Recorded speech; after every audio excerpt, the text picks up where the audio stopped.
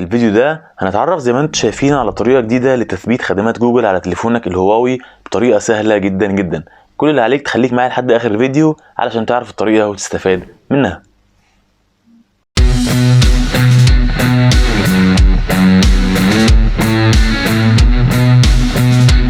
بسم الله الرحمن الرحيم. السلام عليكم، يا اهلا بيكم وحلقة جديدة. والنهاردة هنشرح مع بعض طريقة جديدة لتنزيل خدمات جوجل او تثبيت خدمات جوجل على تليفونك الهواوي. الطريقة بتاعت النهاردة مش هتحتاج تنزل اي برامج او تسطب اي ابلكيشن، لا، الطريقة سهلة جدا واعلنت عنها شركة هواوي مؤخرا. طبعا كل اللي انت هتعمله هتدخل على متجر التطبيقات او الاب جاليري. من هنا تحت على اليمين هتلاقي كلمة مي او انا، ادخل عليها. تحت شوية هتلاقي كويك اب مانجر او مدير التطبيقات السريعة، تدخل عليه. هيسألك على البلد بتاعتك، قول له اوكي، بعدين قول له اجري. هيبدأ يفتح معاك زي ما حضراتكم شايفين. بعد كده اضغط علامة الضبط اللي فوق واضغط على add to home screen او اضافة الى الشاشة الرئيسية. هتلاقي التطبيق اتضاف معاك للشاشة الرئيسية زي ما حضراتكم شايفين اهو، هو ده. هبدأ افتحه. طبعا هبدأ ابحث هنا على خدمات جوجل. طبعا الطريقة دي رسمية واعلنت عنها شركة هواوي مؤخرا. مثلا هبحث على اليوتيوب اهو، هبدأ اضغط عليه ضغطة طويلة واضغط add to home screen او اضافة الى الشاشة الرئيسية. هيبدأ برضو يضاف معايا للشاشة الرئيسية اهو يوتيوب. ولو فتحته هيبدأ يفتح معايا يوتيوب زي ما حضراتكم شايفين اهو.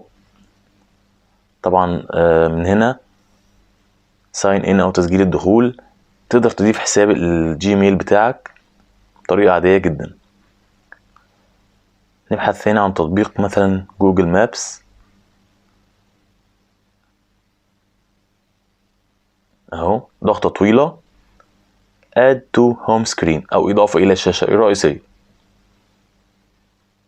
هلاقي طبعا التطبيق اتضاف معايا. هبدأ ادخل تاني وابحث مثلا على جوجل فوتوس اهو، ضغطة طويلة add to home screen او اضافة الى الشاشة الرئيسية.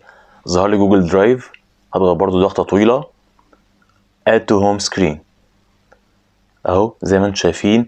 واي شيء يخص جوجل هتلاقيه في الابليكيشن ده. طبعا زي ما قلت لكم طريقة رسمية واعلنت عنها شركة هواوي مؤخرا اهو. تقدر تستخدم اي ابليكيشن يخص جوجل. ولكن علشان اكون صادق معاكم، الطريقة دي فيها عيب واحد بس، ان انت مش هينفع تنزل متجر جوجل او جوجل بلاي اللي انت اساسا مش هتلاقيه على الكويك اب سنتر هنا. ولكن اي حاجة تانية تخص جوجل هتقدر تنزلها وتشغلها بطريقة عادية جدا. يعني مثلا يوتيوب، جوجل درايف، جوجل فوتوس، جوجل ترانسليت، واي شيء يخص جوجل هتقدر تنزله وتشغله بطريقة عادية جدا. وكده تكون حلقة النهاردة انتهت. اتمنى تكون استفدت من الحلقة، واتمنى تشترك في القناة وتفعل زر التنبيهات عشان يوصلك كل جديد. كمان ما تنساش اللايك للفيديو علشان تدعمني، وانزل قولي في التعليقات لو خدمات جوجل اشتغلت عندك بالطريقة دي ولا لا. اشكركم جدا جدا، اشوفكم في الحلقة اللي جاية ان شاء الله. السلام عليكم.